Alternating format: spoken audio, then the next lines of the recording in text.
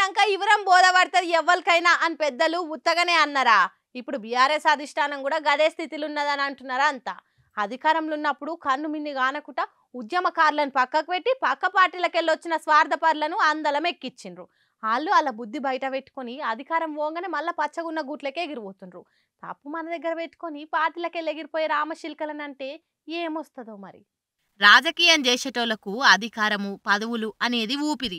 అది లేకుంటే వాళ్ళు నిమిషం కూడా ఉండలేరు. అందుకే ఏడ పవర్ ఉంటే ఆన్నే ముస్తుతారు. బీఆర్ఎస్ ఉద్యమ పార్టీ కాదు, ఫక్తు రాజకీయ పార్టీ అని అధికారంలో ఉన్నప్పుడు పార్టీ ఫిరాయింపులకు గేట్లు తెరిచిండు కేసీఆర్ సారు. అప్పుడు కార్ల సందు లేకున్నా సునామీ లెక్కనే జంపింగ్ లీడర్లంతా వచ్చి కారెక్కిండ్రు. పార్టీల మొదటి సందున్నోళ్ళ కడుపు ఎండబెట్టిండు, వలస నేతల కడుపు మంచిగా నింపిండు. ఇక అధికారం పోగానే వాళ్ళంతా రామశిల్కలు ఎగిరినట్టే ఎగిరిపోతుండ్రు. వాళ్ళంతా స్వార్థపరులు, ఒక్కసారి పోయినోళ్లను మళ్ళా రానిచ్చేది లేదని శాపనార్థాలు పెడుతుండు కేసీఆర్ సారు. ఇక సార్కు సపోర్టుగా శూన్యం నుంచే సునామీ సృష్టించే సత్తా ఉన్న పార్టీ అని సోషల్ మీడియాలో కొంతమంది లీడర్లు ఎలివేషన్లు ఇస్తుండ్రు. అంతేగాని ఇప్పటికీ పార్టీ నిర్మాణంలో ఏడ తప్పిదమైందో ఎరకబడతలేనట్టే ఉన్నది బీఆర్ఎస్ హైకమాండ్. అధికారంలో ఉన్నప్పుడు ఎన్నడూ కూడా పార్టీ కమిటీల మీద, పార్టీ పదవుల మీద, పార్టీ క్యాడర్ను గానిందే లేదు. అమెరికాలో ట్రంప్ అన్నను కలిసేది గాని బీఆర్ఎస్ నెంబర్ 1 లీడర్లను కలవాలనంటే అంతకు మించి అన్నట్టు ఉండేది. కార్యకర్తలకు కిందోలకు దొరకకుండా Cloud9 విహరించిండ్రు. అధికారం ఎల్లకాలం ఉంటదని ఆ మబ్బుల్నే విహరించిండ్రు.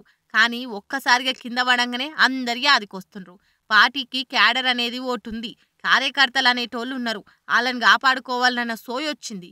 ఈ పనేదో ముందుగాలే చేస్తే ఇవాళ ఈ పరిస్థితి వచ్చుండకపోయేది కదా అని అంటుర్రట వలస నేతల మీద కేసీఆర్ సార్ అంటున్న మాటలు చూసిన నికార్సైన కార్ పార్టీ కార్యకర్తలు.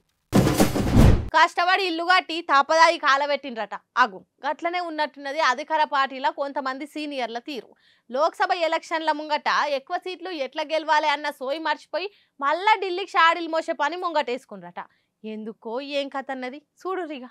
కాంగ్రెస్ వాళ్ళంటే కాంగ్రెస్ వాళ్ళే అనిపించుకుంటున్నారులే. మొన్న ప్రకటించిన నామినేటెడ్ పోస్టులు పెద్ద శిక్ష పెడుతున్నాయని ఇంటర్నల్ టాకిన పడుతున్నది. మమ్ముల కాదని వేరేటోళ్ళకి పదవులు ఇచ్చిండ్రని కొంతమంది సీనియర్లు గుస్సాయితుర్రట. ఇంకొంతమంది పతారలేని పదవులు ఇచ్చి చేతులు దులుపుకున్నారని కుతుడుకుతురట. సీనియర్లను కాదని జూనియర్లకు పదవులు ఇచ్చుడైందని ఇంకో ఈనో బ్యాచ్ ఈ కారంగా మోకాలు పెట్టిండ్రట. ఉత్తర తెలంగాణలో ఉండే 2 మంత్రులైతే మస్తు గరమైతుర్రట. పార్టీలా మాదేం నడుస్తలేదు, అంతా ఒంటెద్దు పోకడే అవుతుందని ఉడికిపోతురట. ఈ ఎసిడిటీ తోటి ఏఐసీసీకి మోస్తురట. సీఎం మమ్ములా కలుపుకొని పోతలేడు, ఆయన ఇష్టం వచ్చినట్టు చేస్తుండని కొంతమంది లీడర్లు ఢిల్లీకి కంప్లైంట్లు పెట్టిండ్రట. మరి ముంగట ఎలక్షన్లు పెట్టుకొని పదవుల కోసం కొట్లాట తప్ప ఎట్లా గెలవాలన్న ఆరాటం గింత కూడా లేనట్టున్నది. సీనియర్లన్న ట్యాగ్లు వేసుకొని షాడీలు మోసుడు తప్ప ఈ కాంగ్రెస్ సీనియర్లు ఇంకా మారరా? పనిచేసేటోన్ కాళ్ళల్లో కట్టెబెట్టి కింద పడేద్దామని చూసుడు తప్ప ఇంకో పని శాత కాదు అని సీఎం సార్ వర్గం లీడర్లు సీనియర్ల మీద గుస్సా అవుతుండ్రట.